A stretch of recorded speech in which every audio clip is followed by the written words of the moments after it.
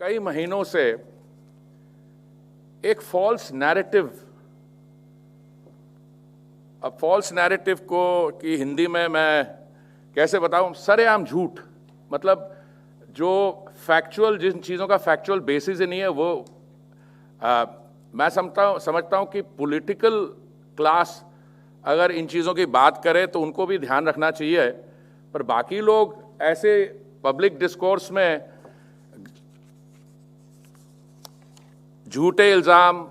अब मैं आपको बताऊं, अब ये कहा जा रहा था कि ये जो है प्रोजेक्ट जो है ये एक वैनिटी प्रोजेक्ट है, और वैनिटी प्रोजेक्ट का मतलब यह है कि इसकी ज़रूरत नहीं है।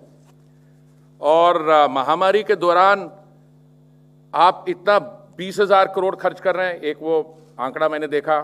कहीं और कहा कि 13,400 का एक मोदी महल बनाया जा रहा है। अरे भाई साहब, ये फिगर्स कहां से आ रहे हैं? और सेंट्रल विस्टा और सेंट्रल विस्टा एवेन्यू में का उनमें अंतर जो है वो भी नहीं मालूम। The two are being freely interchanged. पहली बात तो यह है कि सेंट्रल विस्टा प्रोजेक्ट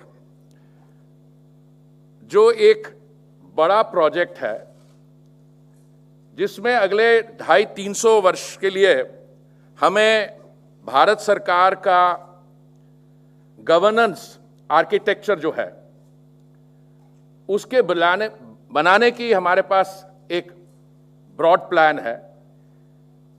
ये प्रोजेक्ट ना अभी शुरू हुआ है, ना अभी कंसेप्चुअलाइज हुआ है। मैं आपको इसका 2 उदाहरण देता हूं। जो हमारी पार्लियामेंट बिल्डिंग है, ये कुछ 100 वर्ष पहले बनाई गई थी,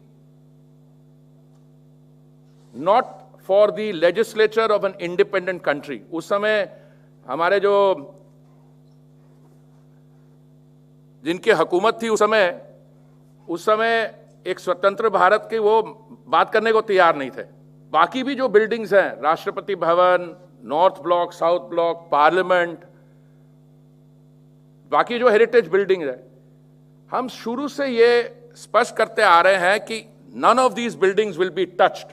जो हिस्टोरिक, कल्चरल, आइकॉनिक बिल्डिंग्स है, they will remain exactly as they are.